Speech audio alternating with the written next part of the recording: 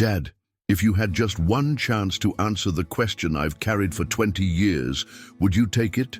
Because I've been waiting through silence, through seasons, through the kind of loneliness that makes the air heavy, to finally hear your voice again. This is not just another story. This is my unsent letter, the one that's been folded and unfolded in my mind for decades, edges fraying with regret, the ink of my thoughts bleeding into every year you've been gone. And tonight, for the first time, I'm opening it. Not to mail it, not to deliver it, but to let the world see what happens when you live a lifetime with words left unsaid. You see, there's something haunting about last words you never get to hear. Something dangerous about unanswered questions. They grow roots in you, deep, tangled roots that wrap around your memories, your choices, your future. They become part of who you are, shaping the way you love, the way you trust, the way you hope. I know some of you watching right now understand this. Maybe your letter isn't to a father. Maybe it's to a mother who left without explanation, a best friend who became a stranger, a love that ended before it began. But we share this truth. When someone leaves without goodbye, they don't just walk away from the moment, they walk away from every moment after. 20 years ago, I watched you walk down that small town street. I still remember the way the light fell that day. Late afternoon, the sky painted gold, your shadow stretching long across the pavement. You carried a suitcase, but you carried no words. Not for me, not even for yourself. At least, that's how it felt. I've played that scene in my head more times than I can count. I've wondered if I missed something in your eyes, some hidden message, some unspoken apology that I was too young to understand. Maybe you thought I'd forget. But here's the truth. Children don't forget the moment love disappears from the room. This letter, it's not just for you anymore. It's for everyone who's been living in the echo of a goodbye that never came. For everyone who's ever stared at a phone or a door or a mailbox, hoping it would finally deliver the words they needed to hear. For everyone who's been holding on to an unfinished story. There's a reason I'm telling it now. Because the weight of silence isn't just heavy. It's suffocating. And somewhere, deep down, I believe that breaking that silence can set us free. Not just me, not just you, but every soul who's been living with the kind of absence that feels like it could swallow them whole. And maybe, just maybe, if you're listening, if you're out there, you'll understand the question I've been asking all this time. The question that has followed me into every room, into every conversation, into every single goodbye I've had to say since you left. But before I can ask it, you need to hear where it began. So if you've ever waited for an answer that never came, if you've ever lived with the ache of unfinished words, stay with me, because this letter isn't just mine anymore. It began on a quiet Tuesday afternoon, the kind of day where the world moves slowly, but inside your chest, everything feels loud. I was sitting on the porch steps, knees pulled to my chest, watching the road. I didn't know I was watching you leave for the last time. The sound of your shoes against the pavement is something I still hear when I close my eyes. You didn't run, you didn't rush, but you didn't turn back either. The air was heavy, like it knew something I didn't. Mom was inside, pretending to do dishes, her shoulders trembling even though no one had touched her. And me, I was frozen. Like if I stayed still enough, you'd have to come back and finish the goodbye you never gave. For years, I thought maybe you just needed time. That maybe the silence between us was temporary, like a storm that passes. But storms end, and 20 years later, the clouds never cleared. If you're watching this, Dad, or if someone out there hears this, and it reminds them of their own story, I want you to know. I've carried you in every prayer I've ever whispered, even when I was angry, even when I thought I'd never forgive you, because prayer is the only way I knew to keep you close when everything else was so far away. And to everyone hearing these words right now, maybe your story isn't mine, but your pain feels the same.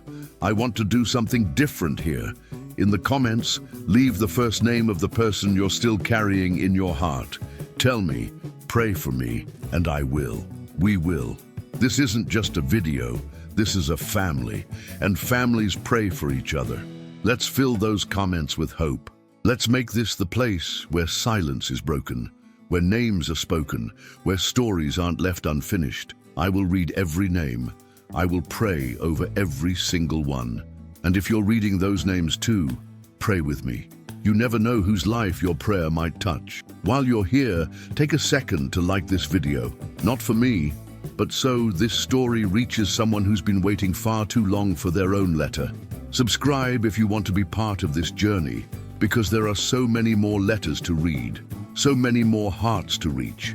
And share this with someone who needs to know they're not alone. Because the truth is, none of us should have to wait in silence forever. And tonight, maybe, is the night someone's silence finally ends. Dad, if you could hear my voice right now, would you even recognize it? 20 years have passed since you walked down that street and never came back. 20 years of questions with no answers, of staring at the mailbox, wondering if your words would ever find me.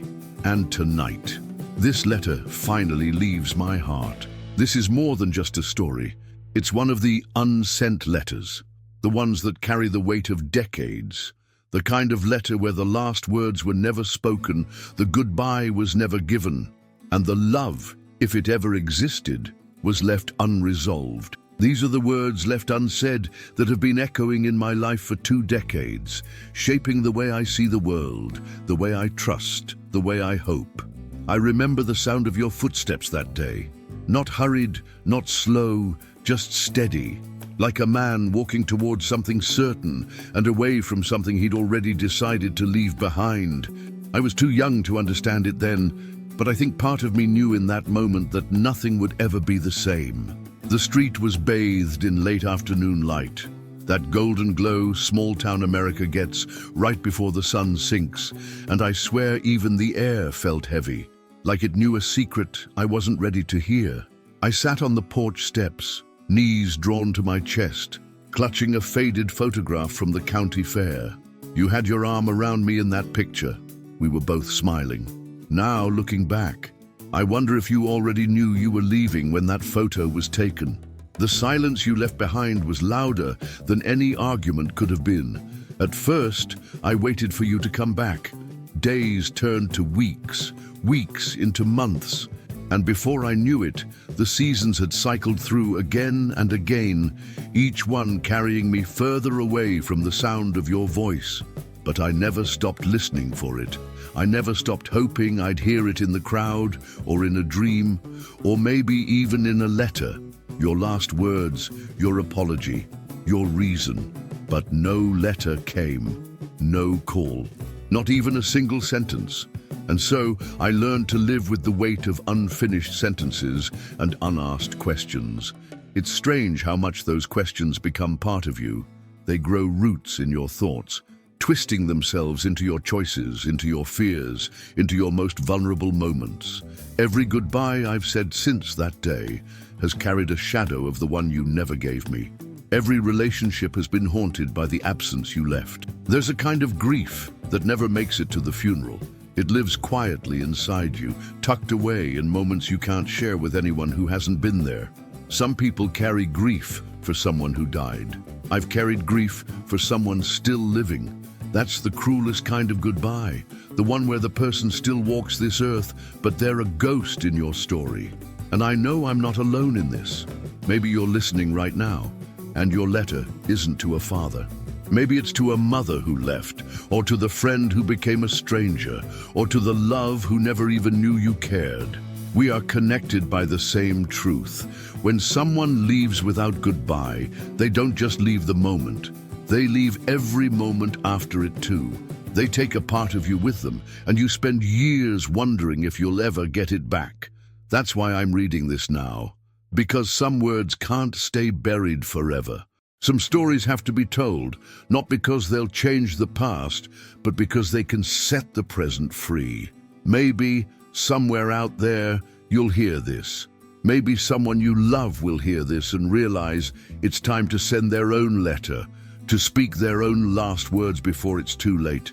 If this story is stirring something in you, I want you to take a moment, and leave a comment. Share the first name of the person you still carry in your heart, or simply write, "I'm still waiting."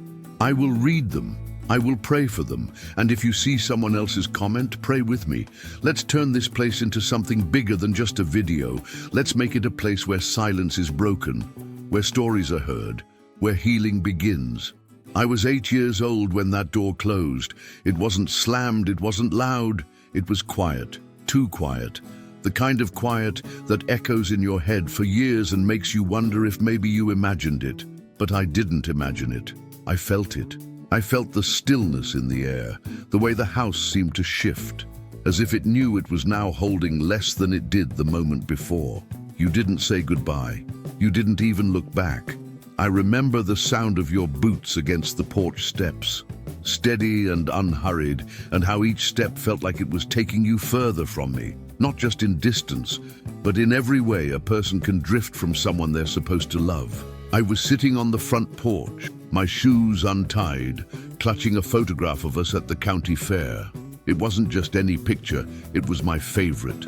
In it, we were standing by the Ferris wheel, the sun low in the sky, and your arm was wrapped around me like I was your whole world. I used to look at that picture and believe that maybe, just maybe, it was proof that I mattered to you.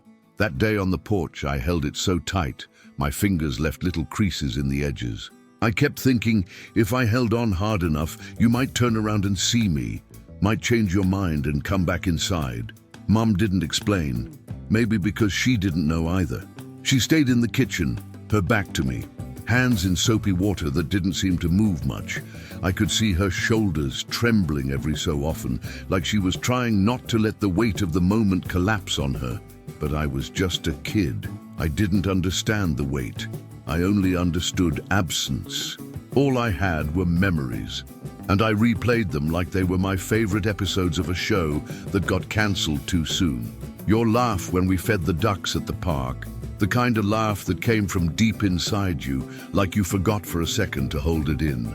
The smell of your old leather jacket, worn soft at the elbows, that always carried the faint scent of engine oil and autumn leaves.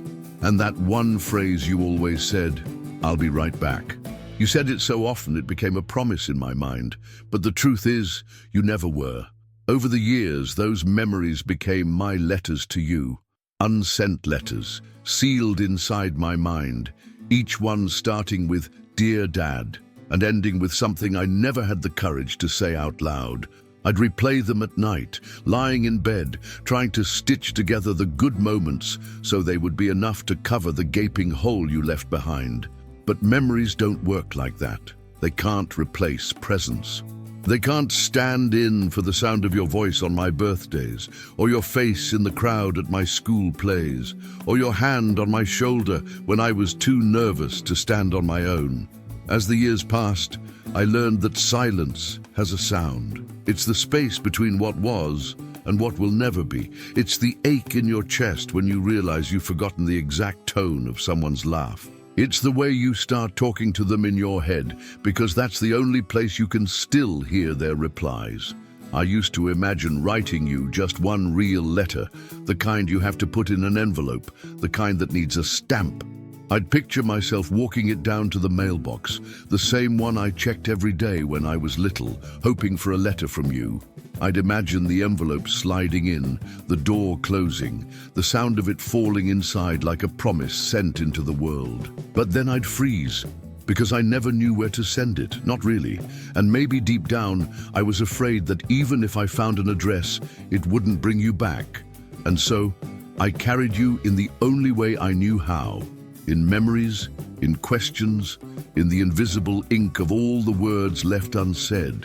I didn't understand it then, but I was already writing this letter long before tonight. Every birthday candle I blew out, every quiet drive home from school, every time I saw a father holding his daughter's hand and felt a pang in my chest, that was all part of this letter. And maybe, without realizing it, I've been waiting for the right moment to read it. Not to you, but to the world, because maybe the world needs to hear it. Maybe someone out there has their own porch steps, their own photograph, their own memory that smells like leather and autumn. and they've been waiting for someone to tell them they're not the only one still holding an unsent letter in their heart. And if you're that person, I want you to know I see you, I hear your silence, and maybe, just maybe, tonight is the night we start to break it together. Dad, I need you to know what 20 years feels like. It's not just a number, not just a calendar that's been flipped 240 times. It's the weight of absence stretched over days and nights that all feel the same because you're not in them. It's waking up on my birthday and knowing there will be no phone call, no voice saying my name, the way only you could. It's standing in a graduation gown, hearing the applause of strangers, but feeling the hollow space where your cheer should have been. It's every father-daughter dance where I stayed in my seat, pretending the music didn't matter, pretending my chest wasn't aching with every note. 20 years feels like watching life milestones pass by, each one like a train you were supposed to be on but chose not to board. It's looking for you in crowds, in airports, in gas stations, anywhere there's a chance you might just appear. It's telling myself 1,000 stories about where you are and why you're gone, and then tearing them all down because they don't make the pain any smaller. I forgave you in my head 1,000 times. I told myself that maybe you left because you were broken too, because you didn't know how to stay, because love for you was something fragile and fleeting. And then, just as many times, I hated you. I hated you for leaving me with questions I'll never get to ask, for making me wonder if I wasn't enough to make you stay, for showing me that sometimes blood ties can break without warning. But this letter, it isn't about revenge. It isn't about making you feel guilty or punishing you with the truth. This letter is about something that's been harder to hold on to than my anger. Hope. The hope that maybe, somehow, you'll feel these words wherever you are. That they'll reach you the way light slips through a crack in a closed door. That even if you never speak to me again, you'll know what's been living in my chest all these years. Because I need you to understand that your absence didn't just take away a father. It took away the version of me that might have existed if you had stayed. It shaped every part of me, the way I love, the way I trust, the way I protect myself from the world. I built walls high enough to keep the hurt out, but they also kept the joy from getting in sometimes. And yet, despite all of that, I'm still here, reading these words into the air like a prayer. I still imagine that somewhere on some ordinary day, you'll hear my voice again. Not the voice of the 8-year-old girl you left, but the voice of the woman she became. A woman who learned to survive without you, but never stopped wondering what life would have been like with you in it. If you could see me now, I wonder if you'd recognize me. Would you notice the way my hands look like yours? Would you hear your own laugh in mine? Would you feel proud, or would you feel the weight of the years you missed?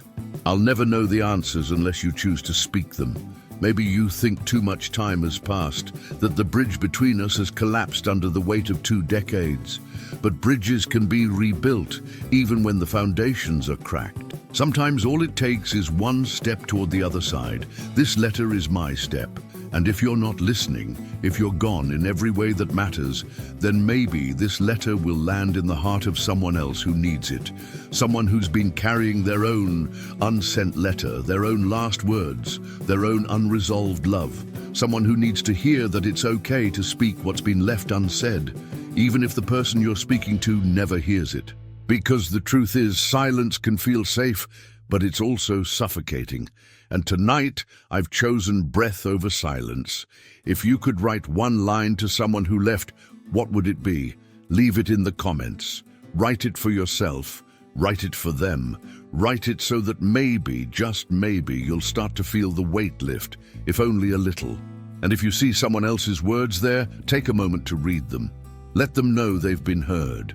I learned that waiting can break you, but it can also shape you in ways you never expected. Waiting is a strange kind of teacher. It strips you down, forces you to sit with the ache, and makes you notice things you might have missed if life had gone exactly as you planned. It taught me how to love fiercely, even when love isn't returned. How to keep showing up, even when there's no applause, no reassurance, no one there to see the effort you're making. It taught me to hold on to hope, like it was the last thread keeping me connected to the world. Waiting made me listen more closely to the silence. And the truth is, silence is never empty. Sometimes the silence speaks louder than words. It carries a message, sometimes comfort, sometimes warning, sometimes truth we don't want to hear. In my silence, I learned to listen for God's whisper, for the unspoken answers that came in unexpected ways. I learned that even when I couldn't hear your voice, I could still hear my own, and it was stronger than I thought. Maybe you had your reasons. Maybe you couldn't stay. I've imagined them all. I've pictured the younger version of you, scared, overwhelmed, unsure of how to be a father.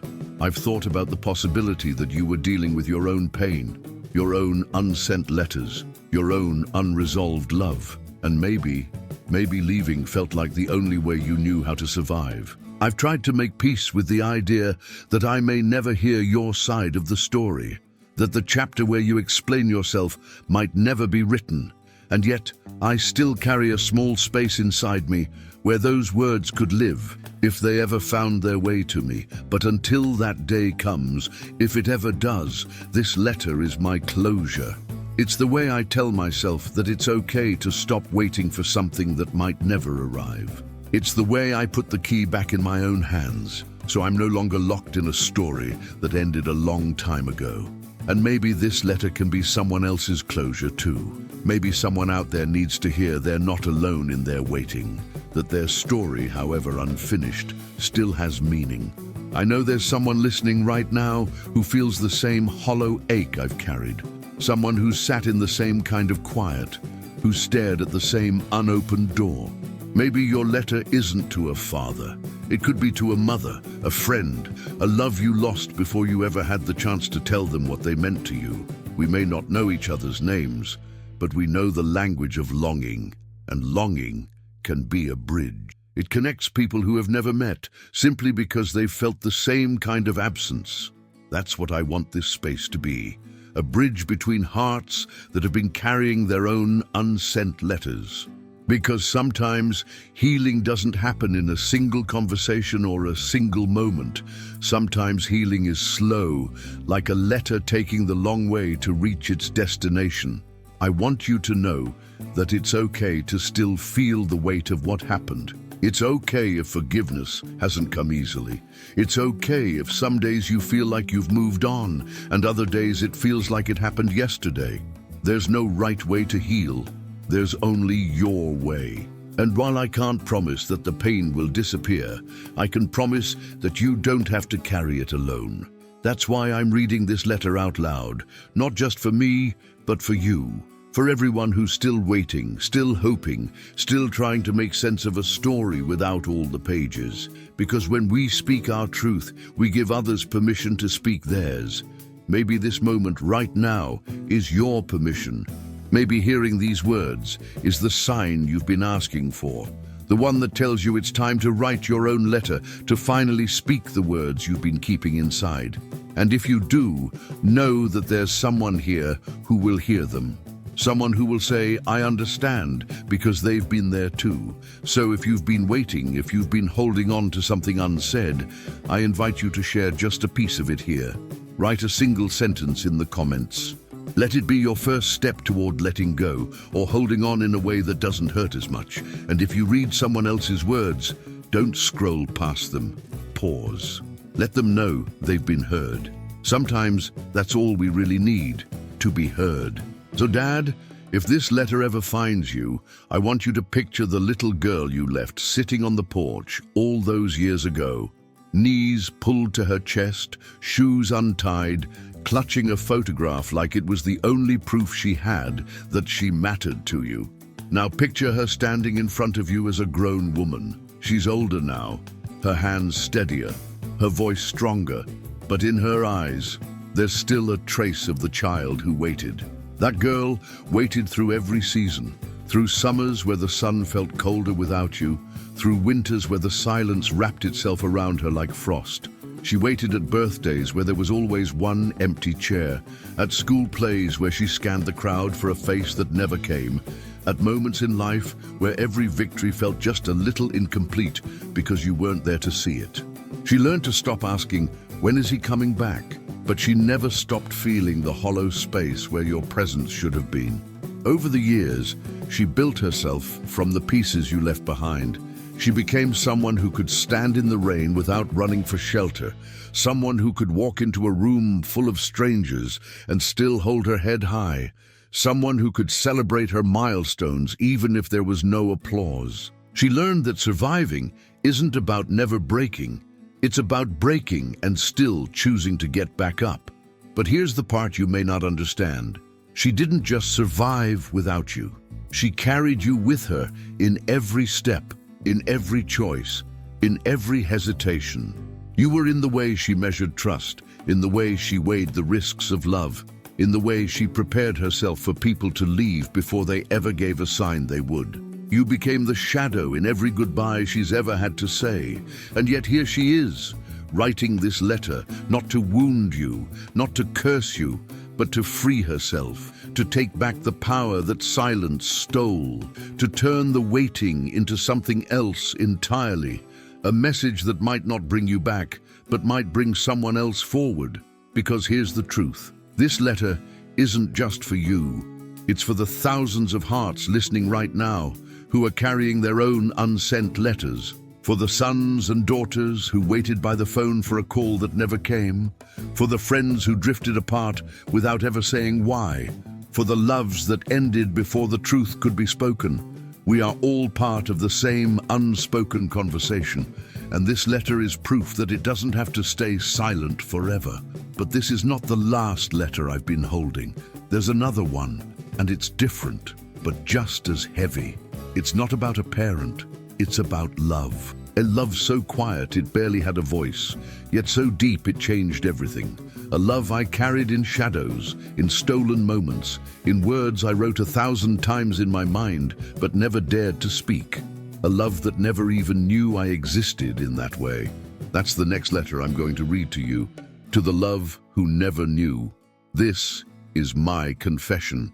And if you've ever felt something so strong, but kept it hidden in the corners of your heart, this next story might feel like it was written for you. Now, if this letter, this story, touched something inside you, I want you to do something bold. Go to the comments right now and write the words, "I understand."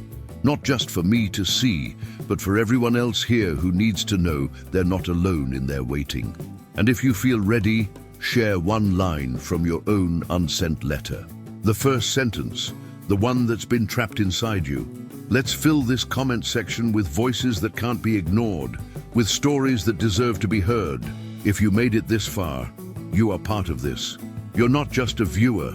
You're part of a community that believes in breaking silence, in telling the stories we've been too afraid to tell. So before you go, hit that like button.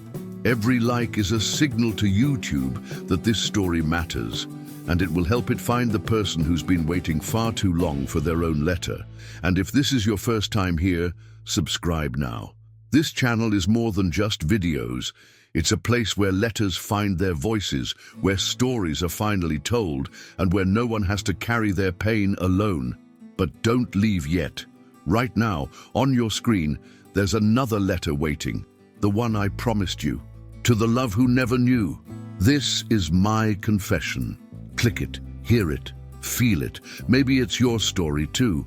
I'll meet you there, and we'll turn another silence into something unforgettable.